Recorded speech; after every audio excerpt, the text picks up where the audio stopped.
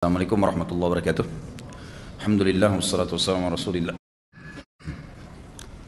Pertanyaan pertama, Ustaz, apa perbedaan antara wara' dengan ihsan dalam beribadah kepada Allah Subhanahu wa taala atau Allah Azza wa Jalla? Kalau ihsan, istilah pada saat seseorang itu merasa selalu diawasi oleh Allah Subhanahu wa taala. Sebagaimana waktu Jibril AS datang bertanya kepada Nabi SAW dalam hadis masyhur, "Wahai Muhammad, beritahukan kepada saya apa itu ihsan?"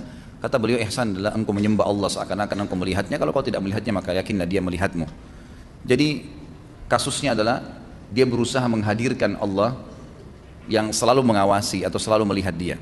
Kalau wara' lebih kepada perilaku, lebih kepada perilaku aplikasi lapangannya, dan dia tidak khusus kepada ibadah tertentu.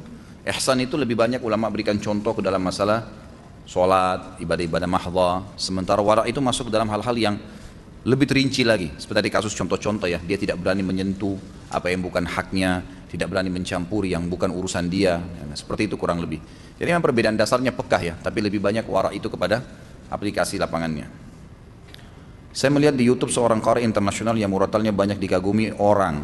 Dia memiliki nyanyian juga ustadz, semisal Ya Thayyibah dan Ya Rahman dan Rahman Ya Rahman.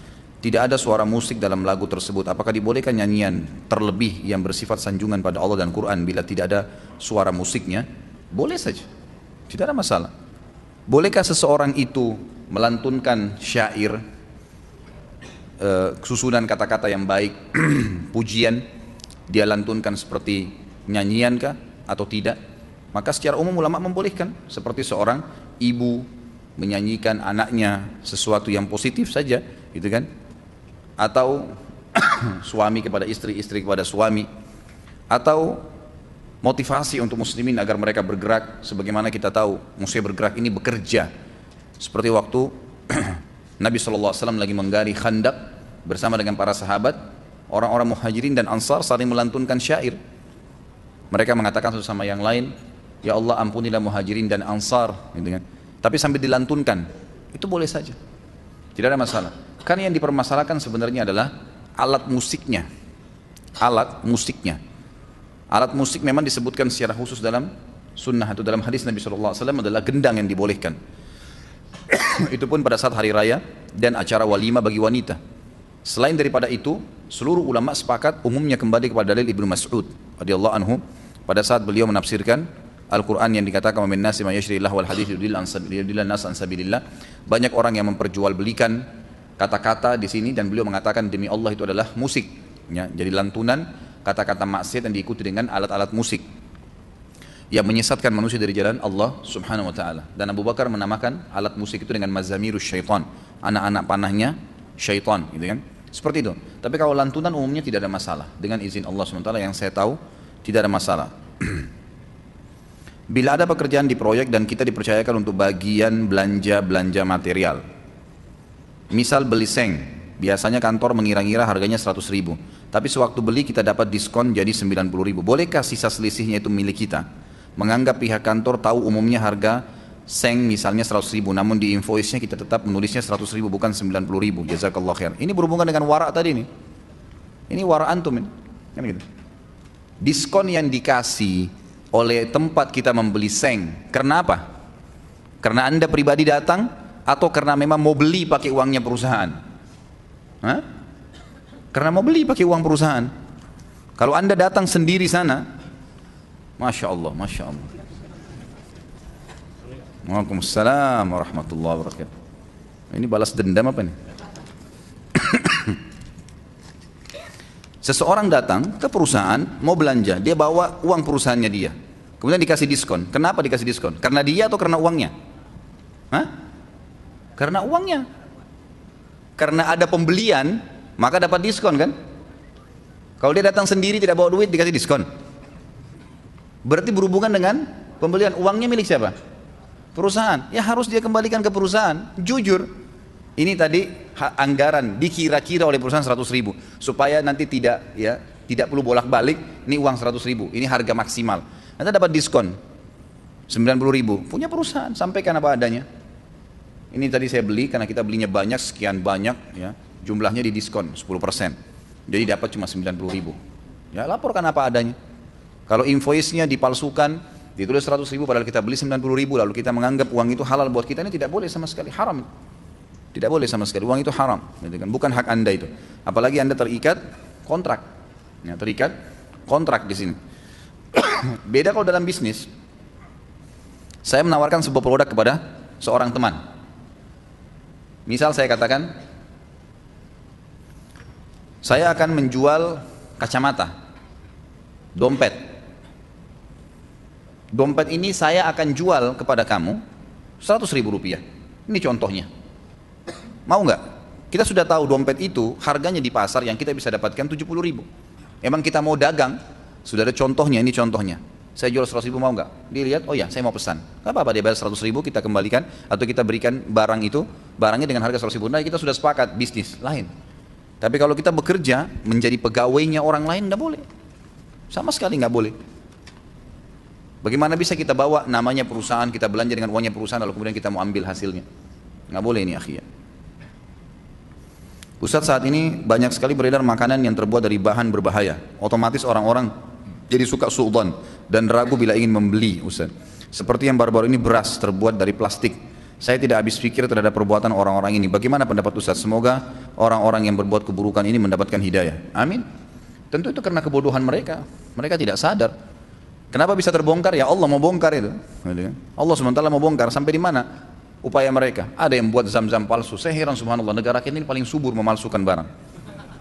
Zam-zam dipalsukan, beras bisa dipalsukan dari plastik, dari mana ini? Kenapa nggak beli beras di pasar yang asli jual? Kan gitu. Abdurrahman ibn Auf radhiyallahu anhu tahu waktu itu cangkul adalah kebiasaan yang didagangkan oleh masyarakat Madinah. Dia datang ke satu toko, diambil cangkul asli, kemudian ditawarkan kepada orang-orang dijual. Laku besok beli 2, begitu. Oh uang saya cuma mampu modalnya 5 liter beras, jual 5 liter beras saja, gitu kan? Yang asli baik. Apa kata Nabi SAW? Man ghasyana falaysa minna, hadis sahih. Siapa yang menipu kami kaum muslimin bukan dari golongan kami. Ini termasuk ancaman dosa besar ya. Masalah menipu kaum muslimin adalah dosa besar. Nggak boleh, ini hukumnya haram, gitu kan? Kalau masalah antum suudzon, jangan dimasukkan dalam bab suudzon, tapi masukkan ke bab hadar namanya, berhati-hati. Boleh. Berhati-hati boleh, terbuka pintu ini dalam Islam. Tapi sangka buruk nggak boleh. Nanti gara-gara ada satu orang yang membuat beras dari plastik, antum anggap semuanya beras begitu, nggak bisa. Apalagi itu makanan pokok kita, kan bukan begitu caranya. Tapi berhati-hati iya. Misal memang kita hanya beli merek yang sudah terkenal, gitu kan? Itu lebih baik, lebih aman. Biasanya tradisi kita di Indonesia ini, karena kita ingin mau cari yang lebih murah, gitu kan? Selisihnya sedikit, kita main beli saja. Nah ini biasanya mengganggu kualitas nih. Ayam selisihnya, kalau ayam yang hidup dengan ayam yang sudah mati, bedanya cuma sedikit. Kenapa nggak beli yang hidup? Sembelih aja langsung dilihat depan mata kita, gitu kan? Saya membandingkan antara beli ayam yang dijual yang sudah mati dan tidak jelas misalnya statusnya disembelih benar tidak secara syar'i, dengan ayam kampung yang masih hidup selisihnya 10.000, 15.000 kadang-kadang. Mungkin ada orang merasa berat, tapi kalau saya pribadi saya menganggap lebih baik saya beli ayam yang hidup. Kemudian ada beberapa teman-teman yang membantu saya di restoran, saya suruh sembelih sendiri, baca bismillah, saya ajarin caranya, kemudian dibeli. Misal, ya kita bisa berhati-hati dengan cara begitu, mencari yang lebih bagus kualitasnya, tapi tidak perlu kita bersangka buruk. Karena ini membuka pintu yang dilarang kalau sangka buruk. Tapi berhati-hati boleh. Apa pendapat Ustadz mengenai Quran yang dibawakan menggunakan langgam Jawa yang baru saja diadakan di Istana Negara? Ngawur ini. Dari mana bisa dilantunkan dalam bahasa Jawa gitu? Matnya salah, tajwidnya banyak. Saya dengar cuplikannya, tajwidnya salah semua karena dipaksa. Ini teman-teman kita yang mengubah ke logat Jawa ini, mau nggak lagu Indonesia Raya deh diubah jadi keroncong? Mungkin mereka masih pertimbangkan, bagaimana bisa Al-Quran Kitabullah dimain-maini begini nih? Kenapa sih kalau dipakai tilawah Al-Quran dengan yang benar harus tampil berbeda? Nggak perlu, gitu kan? Ini Kitabullah bukan untuk dimain-maini, nggak bisa. Salah ini, gitu kan? Perilaku yang salah dan harus diingatkan. Semoga Allah berikan hidayah. Nggak boleh. Salah sekali. Dan ini kalau dibiarkan akan berkembang tuh kalau tidak diingatkan. Seperti kasus Kamal Atatürk di Turki. Pertama diubah dalam dialek Turki, lama-lama mengubah dalam bahasa Turki, sampai sempat di zamannya dia azan pakai bahasa Turki. Ini sudah ngawur, ini nggak bisa. Dimunculkan fanatisme, itu kan Arab, di negara Arab. Ini bukan masalah suku Arabnya. Permasalahan memang Allah turunkan dalam bahasa Arab, memang begitu. Dan saya sudah bahasakan itu hari, ingat suku dalam agama Islam, ragam suku, ragam bahasa, warna kulit. Itu semua variasi yang Allah ciptakan untuk membuktikan kemahakuasaannya dia, bukan untuk kita fanatisme. Apa bedanya antara orang Arab, orang bule, orang hitam, orang Melayu? Apa bedanya? keragaman suku. Allah ingin menciptakan wa ja'alnakum syu'uban wa qabaila lita'arafu. Kami jadikan kalian bersuku-suku, maksudnya kalian saling mengenal satu sama yang lain. Maksudnya sini saling mengenal, bisa mengetahui ini dari suku ini, oh ini dari orang Cina, oh ini orang Arab, oh ini orang bule, oh ini orang Indonesia, orang Melayu. Untuk begitu saja. Dan makna yang lain yang lebih tepat adalah agar kalian bisa mengenal kemahakuasaan Tuhan kalian. Allah mampu menciptakan beragam macam itu. Bukan untuk kita fanatisme. Dalam Islam haram hukumnya. Kalau dia sudah mengatakan saya, aku, bangga, sombong. Siapa yang dalam hatinya sedikit saja dari kesombongan seperti biji sawi, maka tidak akan mencium baunya surga, apalagi masuk ke surga. Islam mengajarkan kita kesamaan, tidak ada beda kecuali dengan ketakwaan. Inna akramakum indallahi atqakum. Orang yang paling mulia Allah adalah orang yang paling bertakwa, yang paling patuh. Gitu kan? Jadi tidak boleh dibiarkan hal seperti ini, ikhwan dan akhwat sekalian. Ini keliru. Perlu kita doakan, kita ingatkan semampunya. Ini bukan sedang menyalahkan individu ya, bukan. Dia mengingatkan secara global untuk tidak boleh dilakukan. Semoga Allah berikan hidayah. Menurut Ustadz, apakah problematika dakwah salaf di Indonesia ini mengingat budaya lebih melekat di masyarakat timbang dalil di masyarakat Indonesia? Karena memang sudah terlalu lama ya tradisi kita ini. Jadi di Indonesia ini ada satu hal yang sedikit saja sebenarnya. Kalau kita perbaiki insya Allah jadi baik semuanya. Dengan izin Allah, mudah kok gitu kan. Selama ini kita menjadikan tradisi kita ya, menjadi Islam. Tradisi suku ini, tradisi suku itu dimasukkan ke Islam. Seperti ada tradisi orang-orang di Indonesia, suku-suku tertentu sebelum masuk Islam mungkin, mereka terbiasa dengan ilmu-ilmu hitam, ilmu sihir. Begitu masuk Islam, ditarik itu ke Islam. Ada tradisi suku-suku kita di Indonesia, kalau menikah, perempuannya harus terbuka, ditarik ke Islam, gitu kan. Ini nggak boleh mestinya, ini harus diubah persepsi. Lalu bagaimana Ustadz? Jadikan Islam sebagai tradisi, itu yang benar. Tarik Islam menjadi tradisi kita. Pakaiannya, makannya, menikahnya, ekonominya, semuanya Islam. Sehingga kita punya standarisasi yang memang itu Allah inginkan. Kita berada di Afrika, berada di Eropa, berada di Jazirah Arab, sama saja. Haram babi ya haram bagi semua muslim, dari turunan manapun, gitu kan. Azan masuk waktu sholat, semuanya sholat dan sama cara sholatnya. Sama, bukan Jazirah Arab subuhnya 3 misalnya, Indonesia 2, enggak. Semua sama, 2 rakaat sama. Berdiri di saf juga disamakan. Nah, seperti itu. Kalau saya melihat sebenarnya permasalahan dasarnya di situ. Kita belum menjadikan Islam sebagai tradisi kehidupan, tapi kita jadikan tradisi kita sebagai Islam, dimasukkan ke dalam Islam. Maka akhirnya berwarna-warnilah Islam itu. Padahal Islam cuma warnanya satu, putih saja, terang benderang. Nggak ada kegelapannya Islam itu. Halalnya jelas, haramnya jelas. Nggak ada sesuatu yang butuh diragukan. Semuanya jelas bagi kaum. Yang penting mereka mau belajar. Kalau menurut saya Allah alam itu yang paling mendasar yang harus diperbaikin. Jadi bagaimana kita menjadikan Islam sebagai tradisi kita. Kenapa Ustadz Sunnah tidak memiliki majelis taklim tersendiri Ustadz? Sebagian orang berpendapat Ustadz Salaf itu tidak suka berbaur. Majelis taklim seperti apa maksudnya? Menurut saya semua Ustadz sudah berusaha untuk memiliki majelis taklim, gitu kan? Kalau mungkin yang dimaksud mereka tidak punya sebuah basis untuk berkumpul, ini termasuk poin yang saya akan bahas nanti di hari Sabtu itu. Jadi memang ada hal-hal mendasar. Teman-teman kalau mau cari pahala, sekarang ini kesempatannya nih. Ada ustadz-ustadz kita yang sudah paham sunnah, mereka memang memiliki kapabilitas ilmu yang bagus. Kenapa nggak dikeroyokin untuk dibuatkan sebuah markas Islam, pesantren, Islamic Center, ada yang wakafin tanah, ada yang bangunin masjid, ada yang apa. Jadi mereka bisa fokus ke satu tempat kalau itu yang dimaksudkan. Dan itu kesempatan amal jariah. Dia bisa mencetak kader-kader dai dari tangan dia, itu luar biasa, gitu kan? Kalau ada seorang figur alim, kita tahu bagaimana kira-kira ilmunya dia, bagaimana pengaruhnya ke masyarakat, bagaimana dia bisa membakar iman setiap muslim, bagaimana mereka bisa membuat orang-orang pada taubat. Kalau dengan hadir ke majelis taklim dia bisa buat itu, bagaimana kalau dia punya sebuah basis tempat yang didatangin dari orang-orang banyak, atau dia kader orang-orang yang seperti dia menjadi dai. Misal seorang ustadz yang faham, yang bagus ini punya 50 atau 100 orang kader saja dai yang mengambil ilmunya. Itu bagaimana jadinya kalau 100 orang seperti dia menyebar 1000 orang. Itu memang sebenarnya hal yang sangat baik gitu. Jadi saya lihat ada upaya dari itu dari teman-teman, cuma memang belum fokus gitu kan. Karena mereka masih kadang-kadang harus bercabang antara pendapatan yang dia harus secara duniawi dan juga dia harus yang fokus untuk mengajar. Tapi insya Allah kedepannya dengan izin Allah akan ada. Kalau dikatakan ustadz-ustadz yang faham sunnah tidak berbaur itu keliru. Bagi saya itu sangat keliru. Saya mengetahui bagaimana teman-teman itu gerilya berdakwah ke sana sini dengan macet, dengan hujan, dengan naik motor. Itu satu hal yang sudah dilakukan dengan sangat luar biasa. Mengenai mati syahid, disebutkan beberapa diantaranya adalah mati terbakar, tenggelam, terbentur, sakit di perut dan lain-lain. Apakah orang yang buruk akhlaknya ternyata akhir hidupnya berakhir tenggelam misalnya, apakah mutlak syahid? Karena saya pernah baca artikel juga tidak dianjurkan berdoa untuk berharap mati dalam keadaan seperti itu. Karena ditakutkan belum bertaubat karena sifatnya itu sekejap atau dadakan dan proses kematiannya sangat menyakitkan. Ini sangat variatif pertanyaannya kalau menurut saya. Satu-satu saya akan jawab. Di sini pertanyaan pertama yang saya tangkap adalah, apakah mutlak orang yang mati tenggelam itu dihitung syahid walaupun tadinya buruk akhlaknya? Manusia tidak ada yang sempurna. Sekarang saya pernah kasih contoh begini ikhwah. Ada orang pulang dari bar, muslim, mabuk, tabrakan mati. Pertanyaannya saya pernah tanya kepada jemaah saya, apakah orang ini mati syahid? Muslim, keluar dari bar, mabuk, tabrakan. Apakah dia mati syahid? Jangan ragu jawab, mati syahid. Dia mati syahid. Tapi Ustaz dia dari bar kemaksiatan. Tapi dari mana kita bisa jamin? Mungkin sementara dia di mobil sebelum tabrakan sempat tobat berapa menit itu. Berapa banyak orang yang begitu? Kan gitu. Mungkin dia tahu tobat itu hitungan menit ikhwah. Nah kawan sekalian, iya kan? Nyesal ya Allah, kenapa tadi saya lakukan? Kenapa dia mungkin nangis terus tabrakan mati?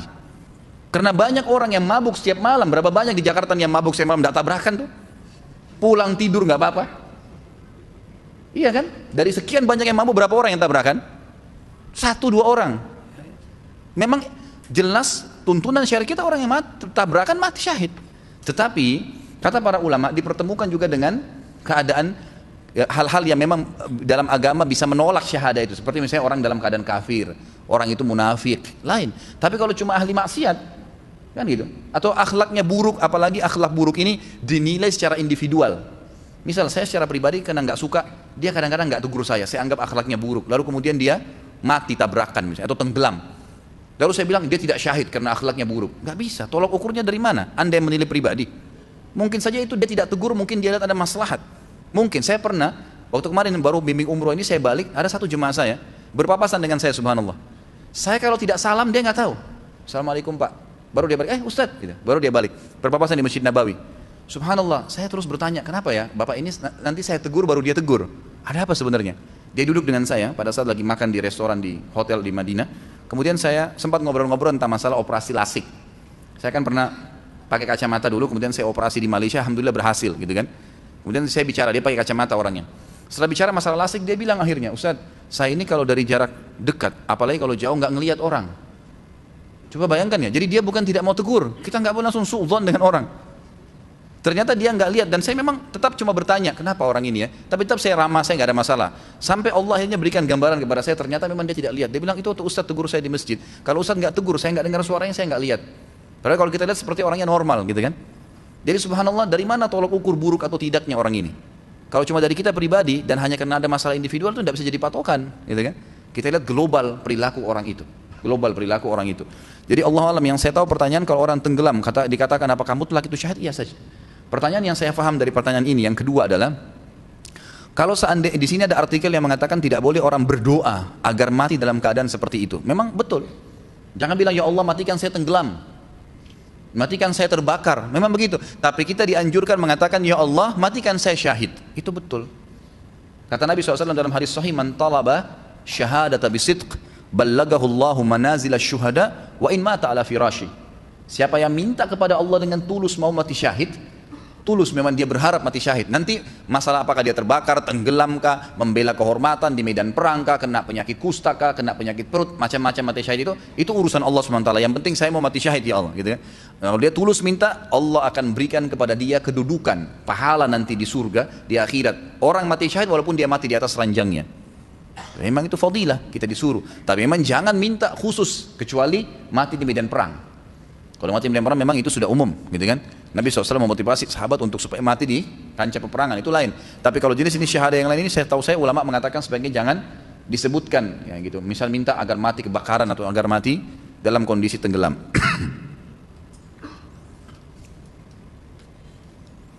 Dalam satu hadis disebutkan, salah satu yang bisa membuat masuk surga tanpa hisab adalah tidak pernah minta diruqyah. Banyak yang berbeda pendapat akan masalah ruqyah tersebut. Apa yang dimaksud ruqyahnya itu minta jampi-jampi semisal ruqyah syirkiyah. Namun ada juga yang berpendapat memang ruqyah syariah biasa, karena menurut mereka kalau kita meminta di ruqyah tandanya kita tidak bertawakal terhadap Allah Subhanahu wa taala. Mutlak ini pendapat jumhur ulama, bukan khilaf terlalu banyak sebenarnya. Jumhur ulama mengatakan yang dimaksud adalah ruqyah yang tidak syar'i. Karena ruqyah artinya bacaan yang ditiupkan, gitu kan? Jadi semua yang ditiupkan bacaan termasuk jampi-jampi para dukun itu memang dikatakan ruqyah dalam bahasa Arab. Makanya dikatakan ruqyah syariah. Bacaan yang ditiupkan sesuai dengan syar'i. Selalu diikutkan ruqyah syariah. Kalau ruqyah saja secara etimologi bahasa memang artinya masuk jampi-jampi dukun. Sesuai dengan sabda Nabi SAW yang lain, ar-ruqa wat tama'imah wat tiwala syirkun. Ar-ruqa adalah jamak daripada ruqyah. jampi-jampi yang ditiupkan, benda-benda yang digantungkan di badan, gelang, kalung dan seterusnya, itu bisa membawa orang pada syirik. Tapi kalau ruqyah syariah bukan, itu pengobatan. Pengobatan. Nabi SAW pernah diruqyah oleh Jibril alaihissalam. Kalau sudah ada perilaku Nabi SAW yang mencontohkannya, berarti dibolehkan seseorang untuk melakukannya. Jadi yang dimaksud adalah ruqyah yang tidak syar'i, dan dimaksud. Makanya kalau kita fahami hadis benar-benar apa kata Nabi SAW, 70 ribu dari umatku masuk surga tanpa hisab, mereka yang tidak bertatayur. Larang kan ya, menggantungkan nasib sama benda. Tatayur itu seperti orang Arab dulu kalau mau safar, mereka taruh bulu burung di dalam sebuah kotak, lalu mereka tulis bulu pertama safar, bulu kedua tidak safar, bulu ketiga kosong. Lalu mereka tebak-tebak aja, main narik. Kalau keluar bulu yang tertulis tidak safar, berarti mereka harus tidak berangkat, karena kalau berangkat akan kena bala dan musibah. Itu keyakinan mereka. Ini nggak boleh, tatayur namanya. Kalau Indonesia saya sudah pernah kasih contoh, tangan kanannya gatal mau keluar duit, tangan kiri mau dapat duit, matanya kedap-kedip, di atas mau senang dan di bawah mau sedih, alisnya, kuping, nggak tahu apa, sudah macam-macam. Ini semua tidak boleh tatayur. Itu berarti larangan ya. Kemudian mereka yang tidak bertato, larangan lagi kan ya, tato memasukkan tinta ke dalam tubuh dan merusak kulit. Kemudian mereka yang tidak minta diruqyah, bertemu nggak ini? Kan yang dua ini larangan ya, paham ya maksudnya? Sekarang yang pertama tadi tidak bertatayur, tidak bertato, tidak minta diruqyah. Jadi ruqyahnya ini berhubungan dengan dua larangan yang pertama, artinya yang tidak dibolehkan, gitu kan? Faham maksudnya? Lalu Nabi SAW tutup mengatakan, dan mereka hanya bertawakal kepada Tuhan mereka. Tapi tiga larangan ini masuk. Jadi tidak minta ruqyah sesuai dengan dua potongan yang pertama, tatayur dan juga tato. Memang larangan, artinya ruqyah yang tidak syar'i. Apakah mendawamkan surah-surah tertentu seperti surah Al-Waqi'ah, Ar-Rahman di pagi dan sore hari, atau surah Al-Mulk sebelum tidur, ada perintah atau sunnahnya? Kalau surah Al-Waqi'ah, Ar-Rahman, Al-Mulk memang setahu saya termasuk bagian daripada surah yang dibaca oleh Nabi SAW. Ada beberapa surah-surah yang dibaca Nabi SAW sebelum tidur, itu adalah masuk dalamnya Al-Mulk 30 ayat, ada Ar-Rahman dan ada Al-Waqi'ah. Salah satunya itu memang disebutkan di dalam beberapa riwayat yang sahih, gitu kan. Jadi boleh saja. Apalagi kalau antum niatnya mau murajaah, mengulangi hafalan itu. Ya, itu juga termasuk hal yang mendasar yang dibolehkan. Kalau surah Al-Mulk sebenarnya secara khusus memang secara mutlak itu. Karena hadisnya memang menyebutkan ada 30 ayat dalam Al-Quran yang akan memberikan syafaat kepada pembacanya sampai dia masuk ke dalam surga. Itu adalah surah Al-Mulk. Surah Al-Mulk. Saya mendengar berita bahwa Pangeran Qatar akan menyerang Suriah atau Bashar. Tapi jubir Hizbullah Syiah Faiz Syakir berkata apabila Suriah diserang maka mereka Hizbullah akan menyerang Mekah, Madinah, Jeddah. Bagaimana ya Ustaz? Oh itu memang sudah pastilah orang-orang Hizbullah akan mengatakan itu. Hizbullah kan kelompok Syiah memang yang dibentuk, memang militannya, memang militernya Syiah yang dipersiapkan untuk menyerang kaum muslimin. Wajar saja dia mengucapkan masalah itu. Tapi insya Allah, Allah subhanahu wa ta'ala akan memberhentikan kezaliman yang terjadi di Syria itu. Itu sudah melampaui batas. Semoga Allah subhanahu wa ta'ala akan membinasakan mereka. Kemanakah untuk menginfakkan harta riba yang sesuai dengan sunnah? Ke fasilitas umum. Fasilitas umum. Ya, sumur, jalanan, WC umum, buat jembatan, itu dibolehkan. Itu fatwa ulama yang terakhir ya. Itu pun di saat memang bunga riba antum besar. Kalau tidak ditarik, malah nanti disalahgunakan oleh perbankan. Kalau bunga ribanya 20 ribu, 30 ribu, untuk apa ditarik? 100 ribu, 200 ribu, nggak usah pusingin itu. Biarin aja dipotong, kalau memang ada di bank konvensional, biarin aja dipotong dengan biaya-biaya yang mereka pakai gitu kan. Itu nggak ada masalah, dan nggak usah diganggu. Jadi yang fatwa ulama sekarang dibolehkan itu karena adanya beberapa pengusaha di Saudi yang punya rekening, mereka punya usaha, masuk di saham-saham besar, perusahaan besar di Amerika, ternyata pemilik perusahaannya orang-orang Yahudi, dan ini boleh bertaamul dengan orang-orang Muslim dalam Islam, sebagaimana Nabi SAW bertaawun dengan beberapa orang-orang Yahudi di Madinah dulu. Lalu mereka punya bunga-bunga, dan bunganya ini bisa sampai ratusan ribu dolar, jutaan dolar bunganya saja, karena uangnya sudah sangat besar. Kalau tidak diambil, khawatirnya Yahudi pakai untuk membunuh saudara-saudara di Palestina. Maka diambil, dikatakan oleh para ulama, diambil saja dan digunakan untuk fasilitas umum. Salat subuh berjamaah di masjid yang imamnya membaca doa kunut. Saya sebagai makmum tidak mau membaca doa tersebut. Doa apakah yang harus saya baca? Mohon penjelasannya Ustaz. Baca saja, ikutin imam. Kenapa enggak ikut? Ikuti imam dan niatkan kunut nazilah. Saya memimpin sholat di dekat rumah saya. Alhamdulillah ada musola kecil, bukan masjid. Pas di sebelah rumah saya sholat di situ. Kalau subuh saya imamin.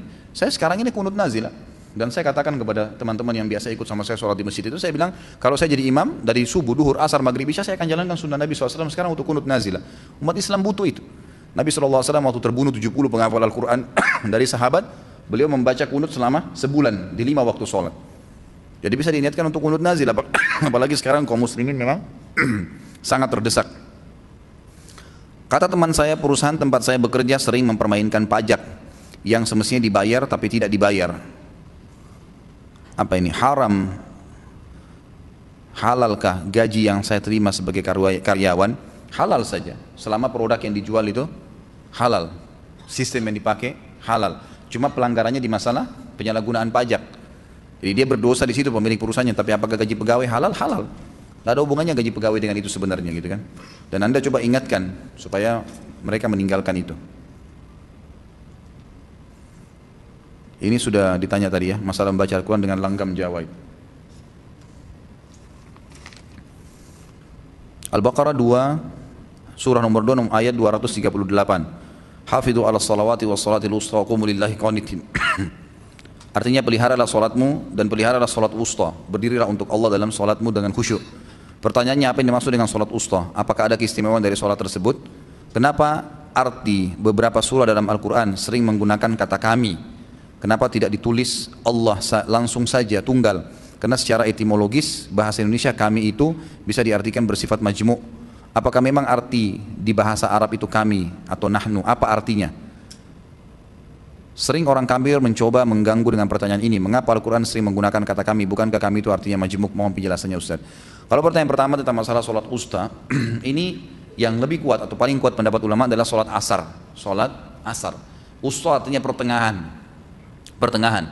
Kita lihat di awal pagi dan pertengahan pagi ada duhur, ada subuh dan duhur. Kemudian di awal malam dan akhir malam ada maghrib dan isya. Maka asar ada di tengah-tengah. Maka ulama mengatakan usta yang dimaksud adalah sholat asar. Dan juga ada hadis Nabi SAW yang lain, siapa yang ketinggalan sholat asar, khusus ya, sholat asar, maka seakan-akan dia kehilangan seluruh harta dan keluarganya. Sekali kehilangan sholat asar, maka dia begitu luar biasa rugi. Seperti dia punya istri, anak, mati semua, hartanya semuanya habis. Hadis ini menguatkan tentang masalah asar yang dimaksud karena memang penting sekali, dikhususkan. Disuruh jaga semua sholatmu dan fokus terutama sholat pertengahanmu, maksudnya adalah asar. Kalau masalah Al-Quran menggunakan istilah kami, ini dibahas oleh ulama. Setiap Allah SWT menyebutkan tentang perilaku yang Allah turun tangan sendiri, ya kan? Maka Allah menggunakan kata-kata aku atau saya. Ya kan? Tapi kalau Allah Subhanahu Wa Taala melibatkan malaikat melakukan tugas-tugas, maka Allah menggunakan dengan istilah kami. Memang begitu. Seperti misalnya masalah pengawasan manusia, makhluk. Kata Allah SWT tentang itu, tajri bi ayunina. Mereka berada di bawah pengawasan kami. Allah ngawasin dan bersama juga dengan malaikat yang ditugaskan, gitu kan. Tapi kalau Allah sendiri, memang Allah Subhanahu wa taala menyebutkan lima khalaqtu biyadayya tentang masalah Adam. Hai iblis, kenapa kau tidak mau sujud? Siapa yang aku ciptakan dengan tanganku sendiri? Maksudnya Adam. Berarti Allah Subhanahu wa taala sendirian menciptakan Adam, tidak ada campur tangan malaikat di situ. Ya, jadi seperti itu cara memahaminya. Bagaimana kalau kita bertamu? Dimatikan aja kipasnya, satu orang tolong. Kipasnya tolong dimatikan. Terlalu menyorot ke saya. Bagaimana kalau kita bertamu ketika itu ada jendela di depannya dan ketika mengetuk sambil menengok jendelanya, apakah berdosa? Untuk apa menengok jendelanya? Ketuk saja pintunya, bel, nggak usah campur tangan gitu, nggak usah cari tahu. Pas antum lagi lihat jendela di dalam, istrinya lagi tidak pakai baju gimana? Nggak mungkin gitu. Jadi nggak usah campurin apapun yang tidak terlihat. Bel saja, dan adabnya cukup 3 kali. 3 kali ngetuk dari bukain pulang. Kata Nabi SAW, kalau seandainya seseorang dari kalian mendatangi rumah saudaranya dan dia mengetuk sampai 3 kali dan tidak dibukakan, maka pulanglah. Karena mungkin saudaranya lagi tidak ingin ditemui atau dia lagi punya hajat yang lain. Begitu adabnya. Jadi sebaiknya jangan. Batas zikir pagi petang itu apa? Karena ana masih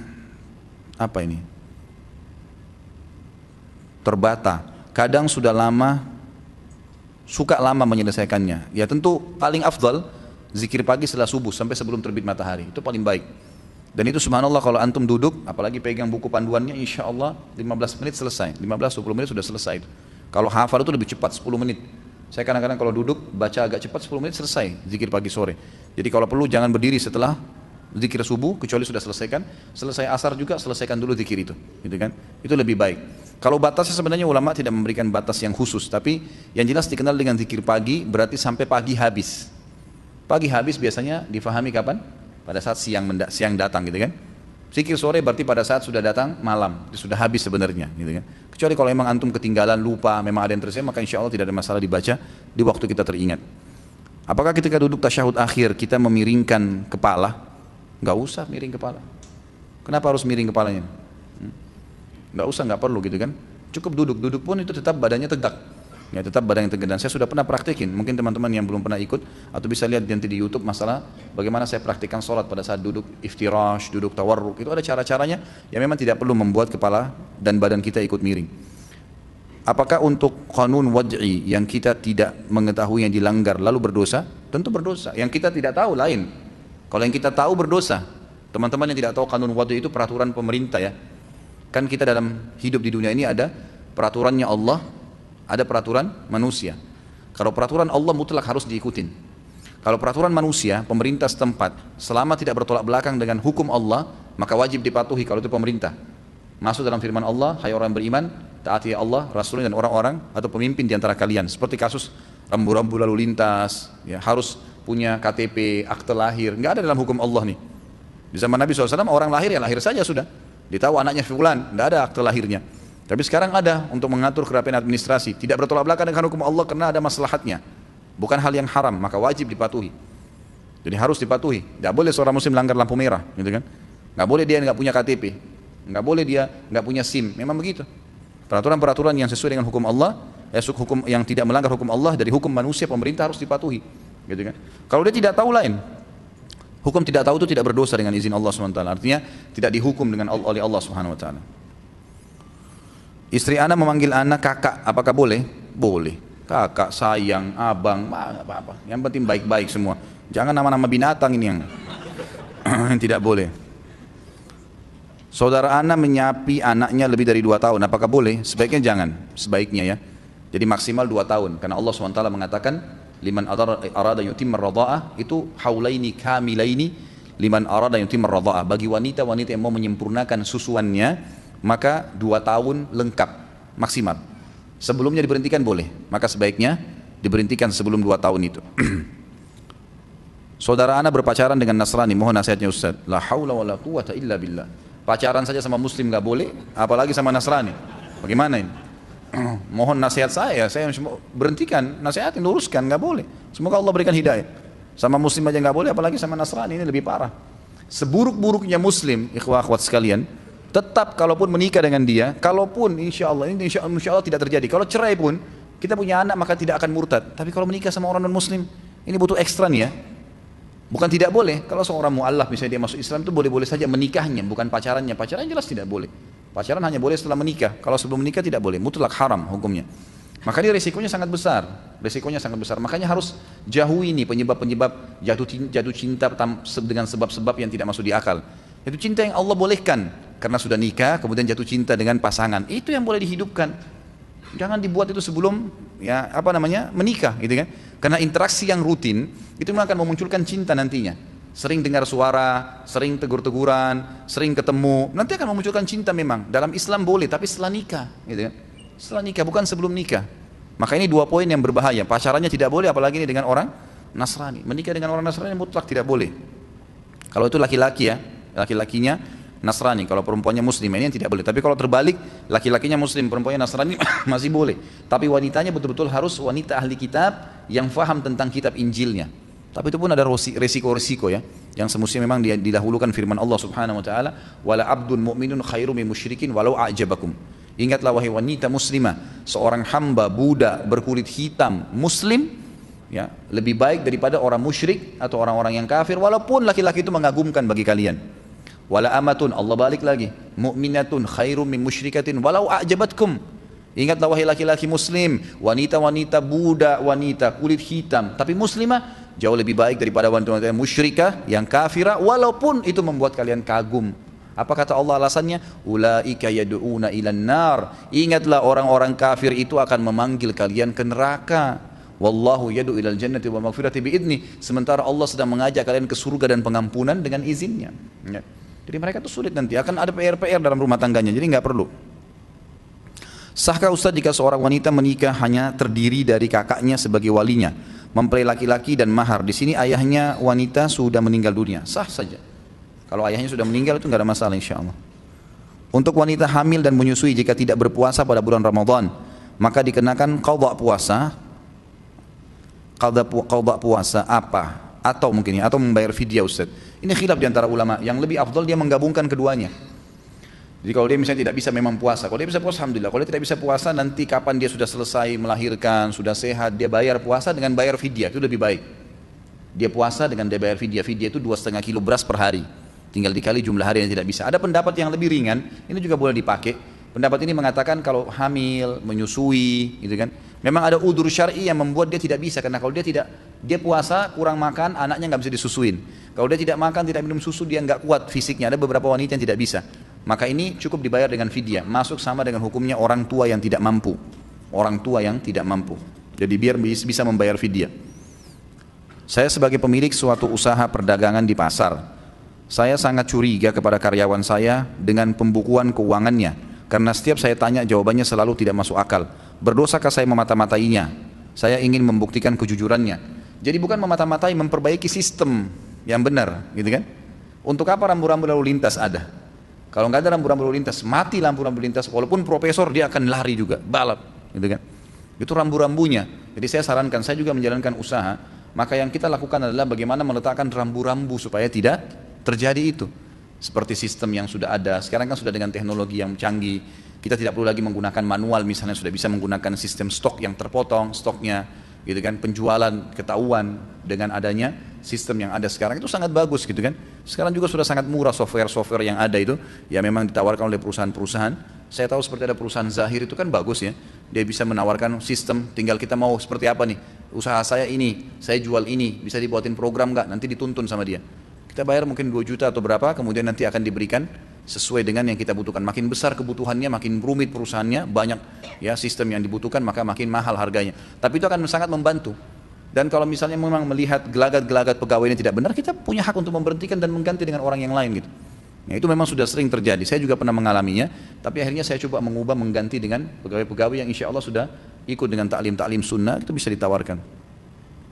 Apakah sah ibadah haji apabila menggunakan visa selain visa haji atau umroh, yaitu visa pekerja atau kunjungan ziarah? Sah saja, tidak ada masalah insya Allah. Intinya kan memang dibolehkan dia masuk, ya. Diizinkan dia masuk, karena memang izin kerja itu pun kalau dia kerja di kontrak oleh satu perusahaan atau individu di Saudi, itu boleh saja dia masuk karena diizinkan. Kemudian kalau dia masuk juga sebagai pekerja musiman, sekarang ada tuh untuk laki-laki kan, visa haji musiman, itu dibolehkan karena memang juga dibolehkan oleh kerajaan Saudi untuk masuk itu. Sengaja, Afwan Ustaz, sengaja pertanyaan saya ketik karena tulisan saya seperti kesamber petir, ya. Khawatir saya zalim kepada Pak Ustaz karena membuat Pak Ustaz sudah susah membaca. Masya Allah, jazakallah khair.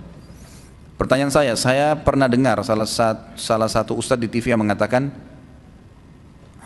ada satu hadis yang menerangkan bahwa orang yang tidak khusyuk dalam sholatnya merupakan ciri orang munafik. Apakah benar ada hadis seperti demikian Ustaz? Jika memang ada, siapa yang meriwayatkannya? Berarti banyak juga orang muslim yang dikategorikan munafik, termasuk saya karena sering tidak khusyuk dalam sholat. Saya belum pernah mendapatkan hadis itu. Belum pernah menemukan hadis bahwasanya seperti ini lafadznya ya. Orang yang tidak khusyuk dalam sholat merupakan ciri orang munafik. Lafadz ini saya sendiri pribadi belum pernah temukan. Tapi memang ciri orang munafik, mereka kalau berzikir kepada Allah buru-buru, mereka kalau mendirikan sholat mereka malas, itu memang ada, itu ciri orang munafik. Tapi kalau lafadz hadis mengatakan tidak khusyuk adalah ciri orang munafik, ini belum pernah saya temukan. Karena orang tidak khusyuk itu terjadi pada kalangan sahabat. Ya, terjadi, kata Nabi SAW kepada para sahabat waktu itu, ada orang di antara kalian yang tidak menerima pahala sholatnya kecuali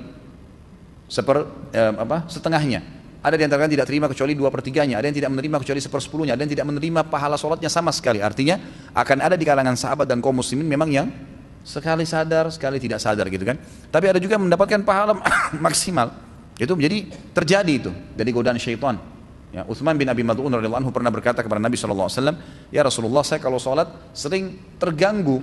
Kadang-kadang saya ingat kerjaan, ingat keluarga, kadang-kadang juga saya khusyuk.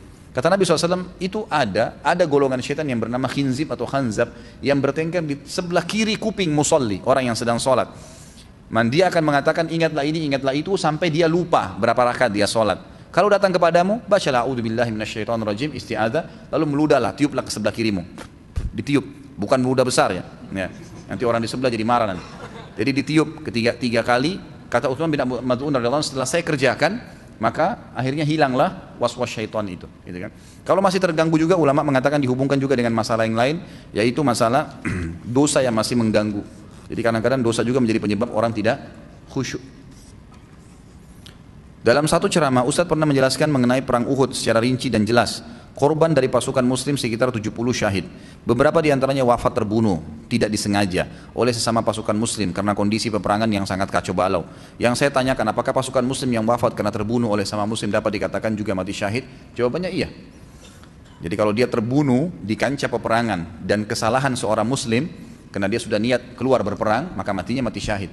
Matinya mati syahid. Tapi tidak semua orang, kata ulama, terbunuh oleh muslim dikatakan syahid. Misal ada dua orang muslim berantem lalu saling bunuh membunuh, gitu kan, yang satu mati, maka dilihat kondisinya. Kalau dia membela kehormatannya memang dia benar, maka dia mati syahid. Tapi kalau tidak, dasarnya memang misalnya dia perampok, dia apa, itu tidak mungkin dihitung dia mati syahid. Dilihat keadaannya. Apa yang dilakukan oleh badan intelijen dengan memata-matai umat Islam, apa hukumnya? Saya sudah bilang tadi, kalau ada maslahat yang misalnya pemerintah, tadi saya kasih contoh dalam peperangan, gitu kan, dalam hal-hal yang memang dibutuhkan karena dianggap ada maslahat umum oleh pemerintah. Karena Nabi SAW mengutus memata-matai orang-orang yang berusaha untuk menyerang Madinah. Ya, terkadang ada di antara mereka yang sudah mengaku sebagai Muslim, seperti kasus Musailam al-Kadzab yang mengaku sebagai Nabi pada saat di akhir hidup Nabi Muhammad SAW. Nabi SAW sempat mengutus beberapa sahabat untuk memata-matai mereka, gitu kan. Jadi kalau lihat ada maslahatnya di situ, memang dicurigain berbahaya bagi umat Islam, maka itu boleh-boleh saja. Karena pihak pemerintahan, ya, yang kita sering bahas tadi adalah secara individu yang tidak dibolehkan, gitu. Apakah boleh saya sholat qasar? Apa ini? Apakah boleh sholat qasar ketika saya mau safar jam 3 sore pada hari Jumat? Kalau boleh, bagaimana caranya? Jadi kalau yang dimaksud di sini adalah mau safar jam 3, pesawatnya akan take off jam 3, jam berapa Anda ke bandara? Kalau Anda ke bandara dari sebelum duhur, gitu kan, sebelum Jumat maksud saya, maka boleh saja. Ya, Anda sebenarnya lebih baik menjamak duhur dengan asar nanti di bandaranya, di waktu duhur ditarik, itu lebih aman. Ada juga pendapat ulama, walaupun ini masih selisih ulama, ya, bolehkah menggabungkan antara asar sama Jumat? Kalau hadir Jumat, bolehkah Jumat kemudian dia langsung jamak dengan asar? Pendapat pertama mengatakan tidak boleh karena belum pernah dalam riwayat Nabi SAW mempertemukan antara Jumat sama asar. Jadi selalu kalau Nabi SAW musafir, Jumatnya digugurkan oleh beliau SAW. Beliau selalu sholat duhur, gitu kan.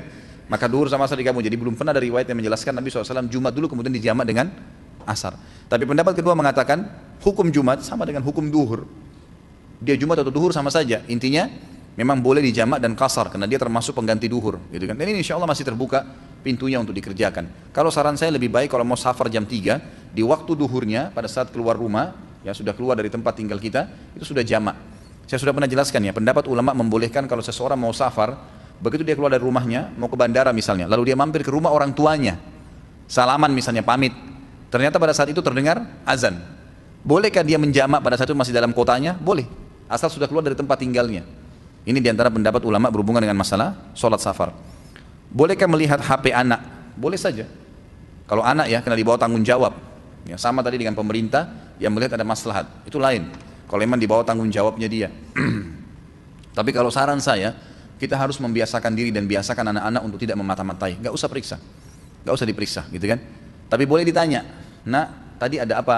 Atau kita mengatakan, nah ini bagus diaplikasikan, dimasukkan, ini harus seperti ini. Kalau kita lihat depan mata sesuatu yang salah, barulah kita luruskan. Ya, itu lebih aman, lebih baik. Sehingga anak itu terbiasa dengan memang tahu kalau pendidikan orang tuanya tidak memeriksa atau tidak memata-matai, gitu. Supaya tidak terwariskan selalu kalau dia pun sudah menikah nanti. Apabila saya seorang HRD membaca lamaran pelamar ternyata di CV tidak tercantum agamanya apa, kemudian saya cari tahu di Facebooknya, apakah itu boleh? Kalau masalah agama boleh saja. Tapi kenapa nggak ditanya langsung? Kenapa nggak ditelepon misalnya, gitu kan? Ini Anda belum cantumkan agama, boleh saya tahu agamanya apa? Nggak masalah itu. Boleh saja kita tanyakan, itu hak kita. Nggak ada masalah, lebih baik ditanya daripada kita harus mencari tahu. Tapi khusus untuk mencari agama, menurut saya itu bukan memata-matai sebenarnya. Karena memata-matai itu kan mencari apa tadi? Sesuatu yang salah dari orang itu, gitu kan? Apabila seseorang meminta diruqyah, apakah itu boleh? Sudah saya jawab tadi, ya. Sholat sunnah rawatib apakah boleh di rumah? Kemudian baru pergi sholat wajib di masjid? Itu lebih baik, lebih afdal. Kata Nabi SAW, sholat itu semuanya afdal dikerjakan di rumah kecuali sholat wajib. Dalam hadisnya dikatakan jangan kalian jadikan rumah kalian sebagai kuburan. Itu selalu digunakan untuk sholat sunnah. Apakah Ustadz ada program menghafal Al-Quran? Kalau untuk pegawai saya di restoran sama di toko memang ada program. Saya buatkan program itu. Dalam satu pekan mereka harus nyetor hafalan 2 kali. Tapi kalau secara umum saya nggak buka untuk tahfidz Quran itu, gitu kan? Karena memang tidak ada waktu untuk pengawasan dan pengontrolan. Tapi bisa teman-teman ikut di tempat-tempat yang sudah ada sekarang. Bolehkah membaca Al-Quran dengan langgam? Ini sudah juga. Nusantara. Masya Allah. Bahasa Arab sajalah. Jika terjadi jual beli rumah atau tanah, maka diperlukan cek dokumen sertifikat. Maka dilakukan cek intip untuk mengetahui keaslian dokumen tersebut di BPN. Apakah itu dibolehkan? Bukan dikategorikan mengintip dokumen. Kalau memang itu diperlukan karena dikhawatirkan ini adalah bahaya, mungkin ada palsunya gitu kan. Tapi kalau saya sarankan ikuti prosedur aja, tanya baik-baik, memang ini betul nggak keasliannya? Kenapa harus ngintip? Jadi betul-betul ditanya apa adanya, memang ini betul atau tidak. Saya tanya ya Pak, saya pastikan suratnya asli atau tidak ya. Oh ya silakan, ya sudah kita cek, aman saja. Bagi seorang muslim tidak ada yang samar-samar ya. Ingat ikhwah akhwat sekalian, dalam rumah tangga, dalam pekerjaan, dalam apapun, usahakan hidup kita semuanya transparansi, nggak ada yang tertutup. Aman, tenang, nggak ada musuh, nggak ada apa-apa gitu. Tenang aja, semuanya jelas bagi kita. Kalaupun kita dituduh, kita tahu kita nggak melakukan apa-apa karena kita memang sangat terbuka, gitu kan? Seperti itu. Jadi kita harus semuanya transparan, tidak ada sesuatu yang tertutup, kecuali aib-aib. Memang itu kita dilarang untuk mempermalukan diri kita sendiri. Ustaz, saya mau tanya tentang sholat jamak saat keadaan perjalanan. Teman saya melakukan sholat jamak takdim pada saat sudah sampai tempat tujuan, apa boleh? Padahal dia sudah sampai tempat tujuan pada saat sholat duhur, namun sholat asarnya dijamak dengan duhur. Boleh saja, nggak ada masalah itu. Hukumnya mengaji ayat Al-Quran dengan langgam, sudah tadi ini juga. Masya Allah, heboh betul itu. Ya. Nggak usah dipedulikan lah, dengar saja Syekh Sudes, dengar yang lain, nggak usah itu dilihat terus. Nanti makin heboh nanti di YouTube itu, makin banyak ya nilainya, nggak usah lah. Ustadz mohon dijelaskan tentang hadis yang berbunyi barang siapa yang mati dengan lehernya dan di lehernya tidak ada baiat, maka dia mati dalam keadaan jahiliyah. Hadis riwayat Muslim. Apakah hadis ini sahih dan apa maksud dari hadis tersebut? Hadisnya sahih. Maksudnya adalah kalau sudah seorang muslim dia hidup dimanapun, kalau sudah ada pemerintah yang tertunjuk ya, dia hidup di negara kafir atau hidup di negara muslim, maka dia harus memberikan baiat. Baiat itu adalah dukungan dia berikan. Walaupun kita misalnya tidak ikut nyeblos, tapi ternyata sudah menang si A. Pada saat dia menang, kita berikan dukungan kita, gitu kan? Berikan dukungan dalam arti kata apa? Kalau ada peraturan kita ikutin, selama tidak melanggar agama. Kalau yang melanggar agama kita boleh tinggalkan. Itu namanya baiat. Itu namanya baiat. Jadi tidak ada pemahaman yang lain masalah baiat ya. Artinya memberikan dukungan pada pemerintah setempat, selama tidak melanggar agama dipatuhi, selama melanggar agama kita jauhi. Kurang lebih seperti itu, Allahu a'lam. Ini yang saya bisa sampaikan, semoga bermanfaat. Subhanakallahumma bihamdika, asyhadu an la ilaha illallah, astaghfirullah wa atubu ilaih. Wassalamualaikum warahmatullahi wabarakatuh.